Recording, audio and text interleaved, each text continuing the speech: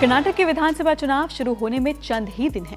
साल 1978 में हुए कर्नाटका विधानसभा चुनाव के बाद ऐसा पहली बार होगा जिसमें मुस्लिम मतदाता सरकार बनाने में मुख्य भूमिका निभाते नजर आएंगे। कांग्रेस और जेडीएस के मुस्लिम नेताओं ने भी मुस्लिम उम्मीदवारों को ज्यादा से ज्यादा टिकट देने को लेकर पार्टी पर दबाव बनाया है। मुस्लिम नेताओं का कहना है कि कर्नाटका में करीब 20 से 23 विधानसभा क्षेत्र ऐसे हैं जिसमें मुस्लिम मतदाताओं की संख्या अधिक है।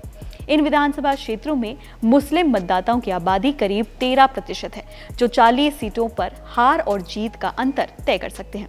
वहीं 19 सीटों पर मुस्लिम मतदाताओं की आबादी 30% से अधिक है, जो 70 सीटों के नतीजों पर असर डालती हैं।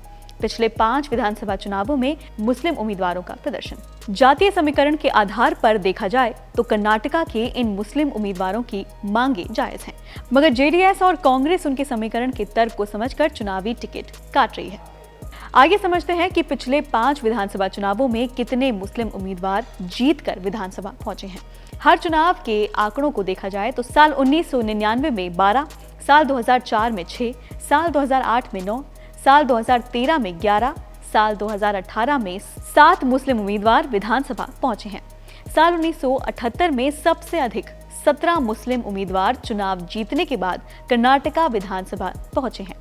अगर पार्टियां इस बार के चुनाव में मुस्लिम नेताओं की बात मानकर अधिक से अधिक मुस्लिम उम्मीदवारों को मैदान में उतारती तो साल 1978 का ये आंकड़ा भी पीछे छूट सकता था। लेकिन पिछले 5 विधानसभा चुनाव के परिणामों को देखते हुए ऐसा नहीं किया गया। मुस्लिमों का 4% आरक्षण खत्म। कर्नाटका में चुनाव से पहले बसवराज बोम्मई सरकार ने मुस्लिम समुदायों को मिलने वाले 4% आरक्षण को खत्म कर दिया है। मुस्लिम समुदाय को ओबीसी की लिस्ट में हटाने के साथ ही 4% कोटा अब लिंगायत और वोकालिगा के हिस्से में चला गया है। मुसलमानों को अब आर्थिक रूप से कमजोर वर्ग ईडब्ल्यूएस के 10% कोटे में समायोजित कर दिया गया है। बोम्मई सरकार के इस फैसले के बाद कर्नाटका में अब भी 56% आरक्षण है। दरअसल मुसलमानों का 4% आरक्षण अब 2% लिंगायत और 2% वोकालिगा के खाते में आ गया है। इससे अब लिंगायत का आरक्षण 7% और वोकालिगा का 6% हो गया है। वहीं मुस्लिमों को ब्राह्मण, वैश्य और जैन समुदाय के साथ 10% ईडब्ल्यूएस आरक्षण में रखा गया है। हालांकि अति पिछड़े धार्मिक अल्पसंख्यक, दरोजी, छप्परबंद और पिंजरा जैसे मुस्लिम अभी कैटेगरी 1 की सूची में ही बने रहेंगे।